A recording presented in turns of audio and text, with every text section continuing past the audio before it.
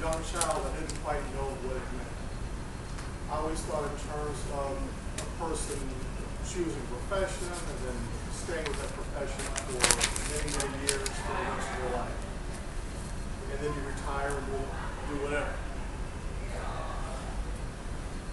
When I began college and began choosing a profession, I could always imagine myself being in that profession for a certain length of time, but I could never imagine myself doing it for the rest of my life.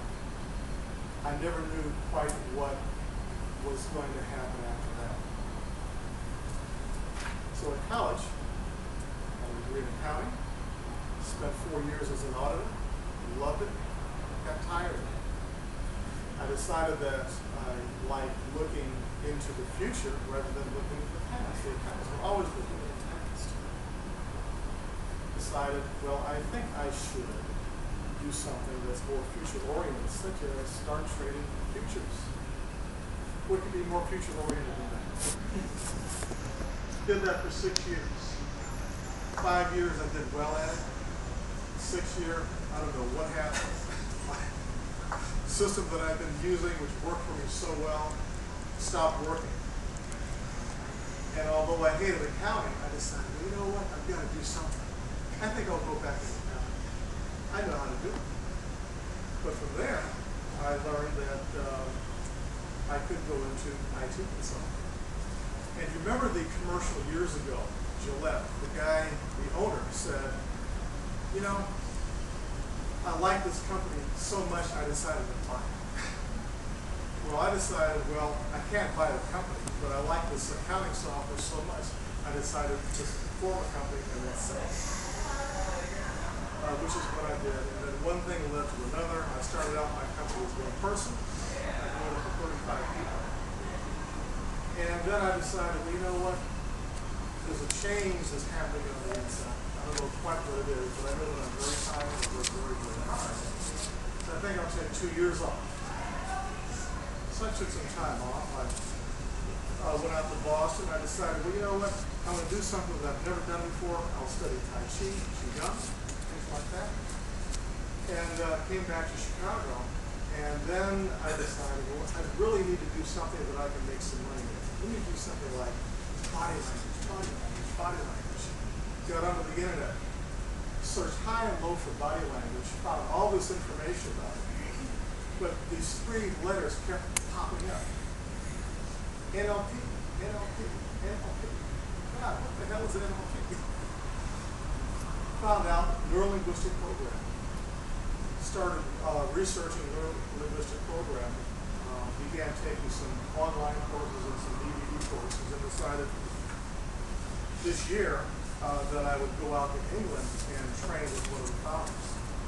So I went out there in March, went out there in June, got my certifications.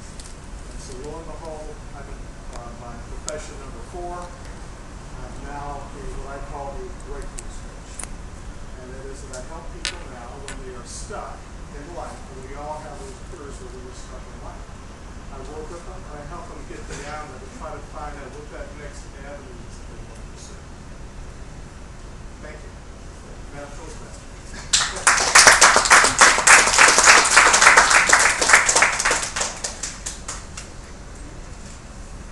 A lot of interesting diversity here.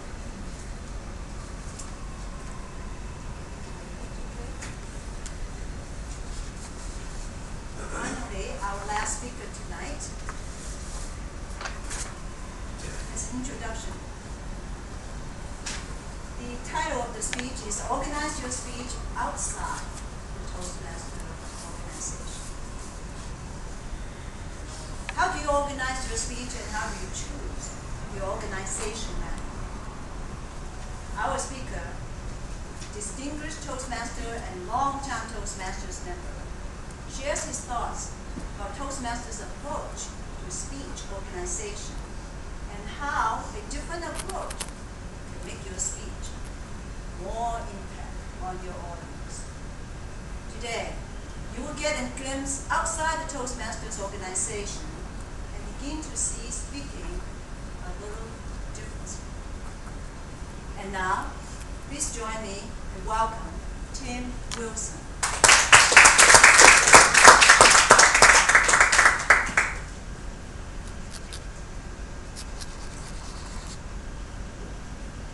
Last week, talked about how I was building my speech coach business, and talking a little bit about how I want to take the CC manual and do it in a different way. You people aren't familiar with the conflict communication manual. It's all right. Still good stuff. Don't freak out. It's all useful things. There's some things Toastmasters mentions that isn't the full story. And the way Toastmasters puts it, sometimes you think that is the full story. There's really more to it. There's a little bit different way to look at things. I'm going to continually take a look at the Toastmasters way, if you will, and then the way the professional speaker looks at things is a little bit different. And the first thing I want to start out with today, just as we're going through the book, is organize your speech. Second speech in the conflict communication manual, organize your speech. And the Toastmasters have a very definite idea about what organize your speech means. Organize your speech is something the speaker does to make sure that the audience can understand. Does that make sense? You make sure everything's in order to make sure that the audience gets your message. Does that make sense so far? Okay. So they talk about things like chronological. Chronological order, things happen in time. This happens first, and next, and all the way down the line. They talk about something I've never seen used before in a speech, but it might be interesting to see, called spatial organization. We organize things in space. And they give this kind of strange example of a garden, and you've got things in a row in the garden, and you're like, this is nasturtiums, and here's the tulips, here's the roses. They talk about nasturtiums, and the tulips, and the roses. Another way to organize things. They talk about taking a look at different points. Like here's one point about the pro and con might be the way you do something. Or here's a problem, here's a solution. So when you're doing your speech, that's a way to organize, that's a way to think about organization. And the thing about that is, really, when you think about it, it's pretty obvious. I mean, if you're telling a story, you're probably going to start at the beginning and go all the way through to the end. I mean, how many people are going to start backwards? Say, okay, here I am today. Now let's take me all the way back to when I was a baby. I mean, you're probably not going to do that. You could, but why would you? Pro and con. Okay, here's the pro, here's the things I'm in favor, here's the things I'm against. You'll probably label them on each side. In other words, your speech will probably organize itself. Isn't that big a deal? But professional speakers look on organizing your speech a little bit different. And this is something I discovered in taking a look at the world champion speakers of Croy, Craig Valentine, people who have gone through, won the International Speech Contest. Those people who don't know the International Speech Contest, International Speech Contest is a contest where all the Toastmasters who want to compete get together and they all give speeches, and then they keep knocking people out until one person wins all of Toastmasters. And these guys won. And look at things a little different.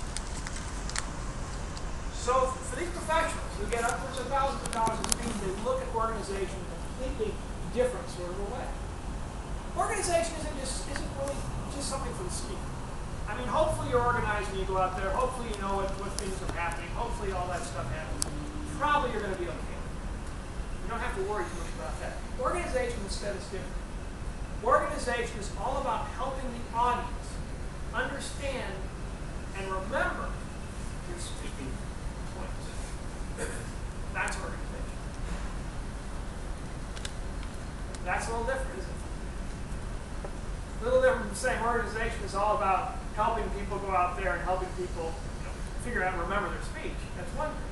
But if you help the audience understand, remember your points, and that's what you're organizing for, it takes a little more work. It takes a little more thought. It takes more effort. So what that means is, you organize your speech, you want to make sure your audience remembers. So one great way to organize things is acronym. Anybody know what an acronym is? Tell me what an acronym is. Anyway. Yeah. It's a set of letters. The first letter meaning getting a word. Exactly. So one acronym I like to use is talk about how to turn selling into sold. The process of selling into the acronym SOLD. And each letter stands for a different thing. S stands for something, O stands for something, L stands for something, D stands for something. Does that make sense? Now, I'm not going to tell you what the acronym is. If you want to find it out, you've got to go to my website, speakingquicktips.blogspot.com, or email me and I can easily send it to you. We're going to talk later about not getting to the point and the value of that later in another speech. But the importance of that is it's an acronym. People can follow it along. That's organization. That helps your audience. Afterwards they say, oh, what are they talking about? Well, it's that soul thing.